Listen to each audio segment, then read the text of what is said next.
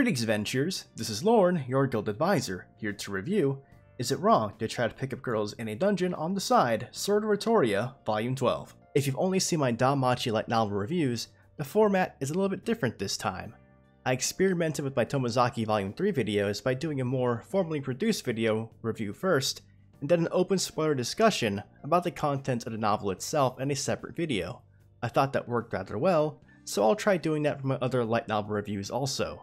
Sword Oratoria Volume 12 is written by Fujinomori Sensei and illustrated by Kiyotaka Haimura, with the original character designs being credited to Suzuhito Yasuda, who illustrates the main series.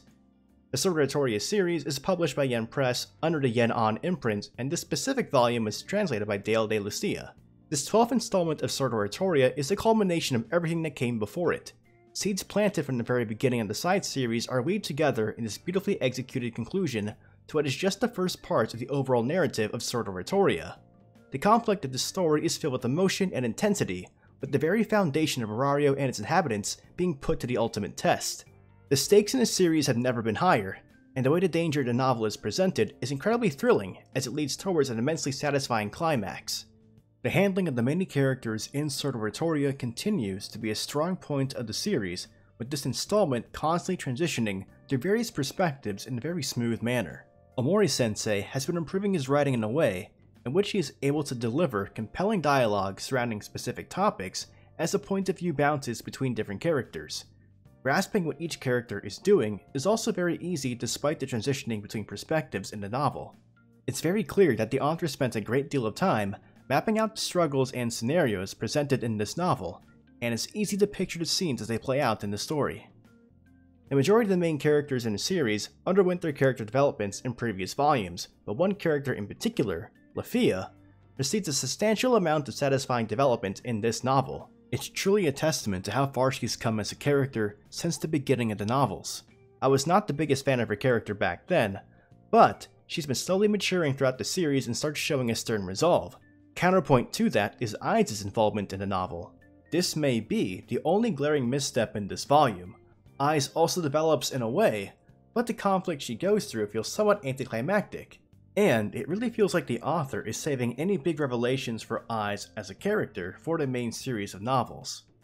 It's unfortunately the product of having two series that operate side by side and making sure that those who only read the main series do not get lost. Ai still has some very memorable scenes here, but a certain character related to her felt underutilized. As for the other characters involved, it's truly wondrous how Omori Sensei is able to manage all of them and somehow find a way to give them all their moment to shine in a novel that is reminiscent of the movie Avengers Endgame in the amount of characters involved. If you have a particular favorite character in the Danmachi series, there's a very good chance that they'll have a small spotlight moment in this climactic novel. A big particular point in this novel is the identity of the main antagonist, who is mentioned throughout the side series, Enyo. The build-up to the reveal and the motivations and mystery behind it are very well done, pointing out clues that have been planted throughout the series. There is one other reveal that is very emotional and one of my favorite parts of the novel, due to all the characters present in the scene. It's quite the tearjerker and one of the most somber moments in the series. The illustrations done for the novel by Haimura Sensei are nothing to scoff at either. They capture the scenes well, and there's a beautiful spread of some familiar characters we've never seen drawn by Haimura previously, so it was very satisfying to see. The artwork has yet to disappoint. Seeing these adventurers come together in a time of peril and struggle through hardship is what makes this series compelling, and this installment is able to deliver that in spades. Without question, Volume 12 is my favorite installment in Sword Oratoria, and in my top 3 volumes overall for the Danmachi franchise.